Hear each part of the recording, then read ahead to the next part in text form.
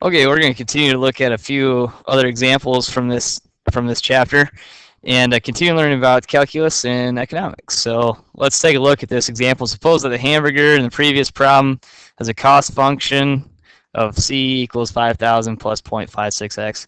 Find the total profit, marginal profit for those values of x right there. So if you remember in our last example, we found the revenue.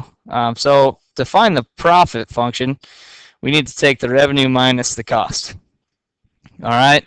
So my profit function is going to equal my revenue. In my last example, here's what we had for our revenue: 1 all over 20,000 times 60,000 x minus x squared. So that was it there for the revenue. And then they just gave us our cost function, which is 5,000 plus 0.56x. And let's simplify this a little bit to get our profit function. So when I simplify this, all right, when I multiply my 1 all over 20,000 through here, I'm going to get 3x minus x squared all over 20,000. And then when I distribute my negative sign, I get minus 5,000 minus 0.56x. Okay. So, and I can simplify it, I guess, one more step, and I can combine these two right here. So my profit function is going to equal a 2.44x minus x squared all over 20,000 minus 5,000.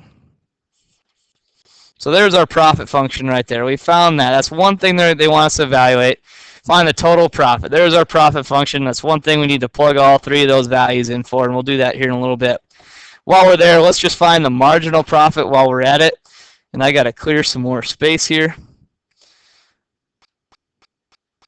So that worked out okay, because now our profit function's on the bottom.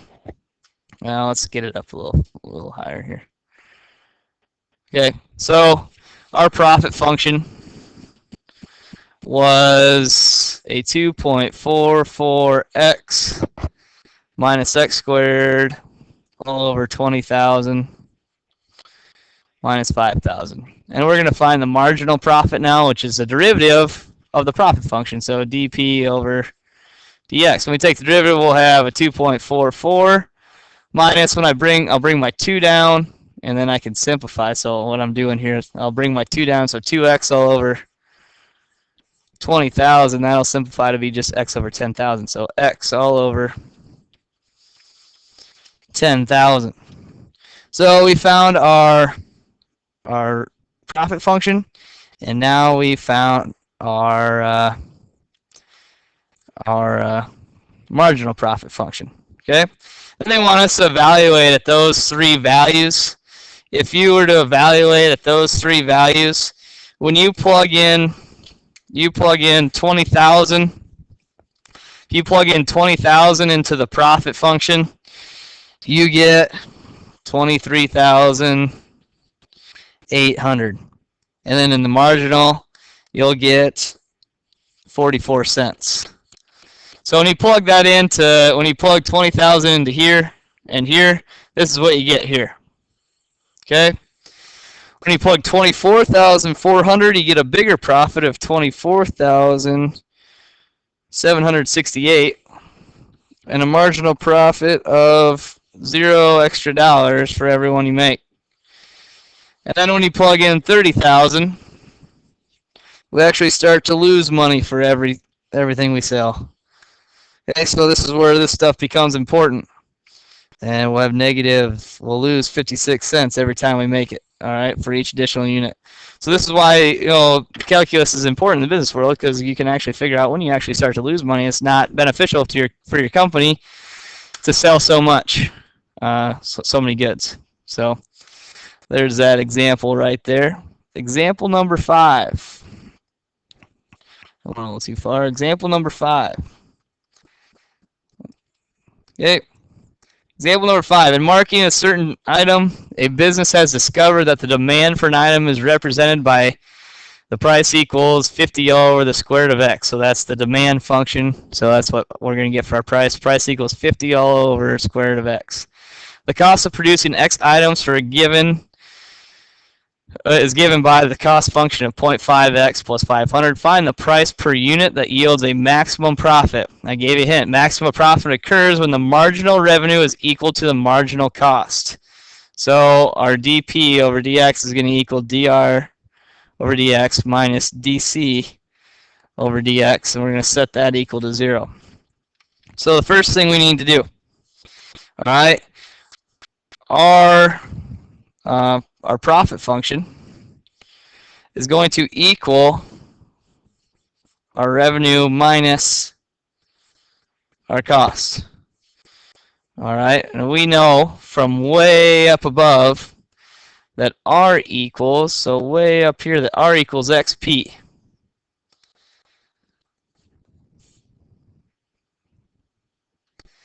So we know from way up top that R equals XP. So we're going to have a profit function that equals X times P minus C, our cost function. Well, we know what P is, and X is just the number of units sold.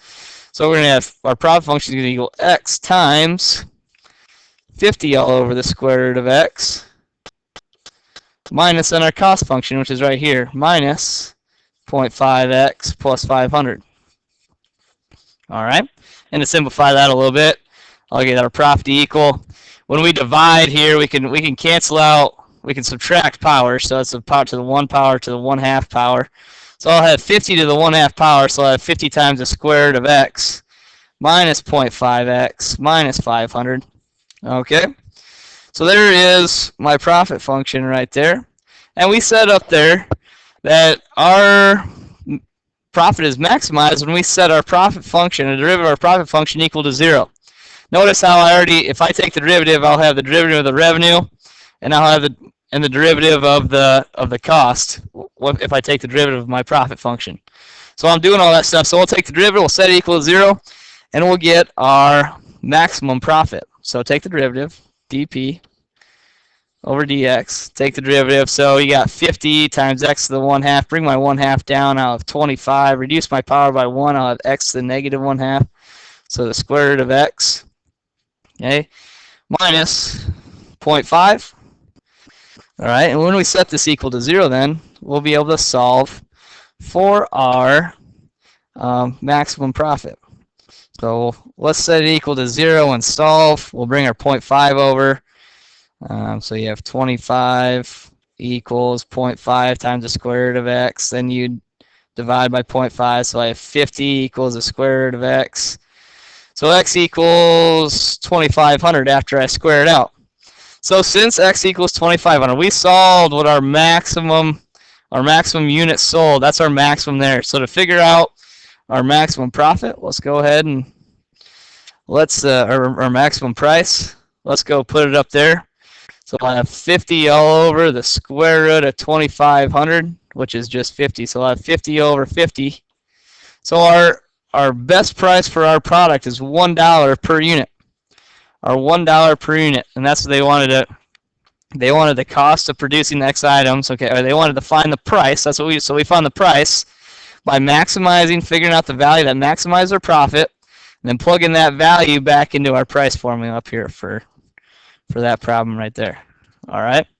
So our maximum, the best thing we can do is we can set our price to be $1, and that'll maximize our profit. All right. And the last example is going to be a minimizing cost. Okay. A company estimates that the cost in dollars of production of X units of a certain type product is given by is equal to 800 plus 0.04x plus 0.0002x squared. Find the production level that minimizes the average cost per unit. Hint, minimum average cost occurs when our derivative of our cost function equals 0. All right. We said earlier that our average cost would equal what it costs all over the number of items that we produced. So we've been given our cost function, so we can figure out what our average cost is. So it would be 800 plus 0.04x plus 0.0002x squared all over x, and we can simplify that, divide every term by x. So we'll have 800 over x plus 0.04 plus 0.0002x. So I just divided every term by x is all I did. So there is our average cost right there. And what we're saying, and sorry, this should be a C bar. I got messed up with my formula or my formatting here. Okay, average cost, or minimum average cost occurs when our derivative of our average cost function equals 0. So let's take the derivative and set it equal to 0. If I take the derivative of this, we'd have 800 times x to the negative 1. We'd bring our negative 1 down. We'd subtract our power of 1, so we'd have a negative 800 all over x squared. This guy, derivative, that cancels out, and then we just have plus 0.0002 and no x. Sorry about that. All right. And then we said that our minimum cost is going to be when this equals 0. All right, so we're going to set it equal to 0 and solve. When we set it equal to 0 and solve, we'd have 800 all over x squared equals 0.0002. We'd multiply our x squared over, divide by 0.002. 800 divided by 0.0002 is 4 million. The square root of 4 million is going to be 2,000. So x equals 2,000. So the average cost per unit, and all we have to do then is plug 2,000 in for x, and we can find out anything we want. So in this video, when we found the maximum profit, we took the derivative of the profit function, set it equals 0. When we wanted to find the minimum average cost, we took the average cost function, took the derivative, set it equal to 0. All right. So this deals with your relative extremas and maximas and all that stuff like that. So hopefully this video helps. We'll see you in class tomorrow.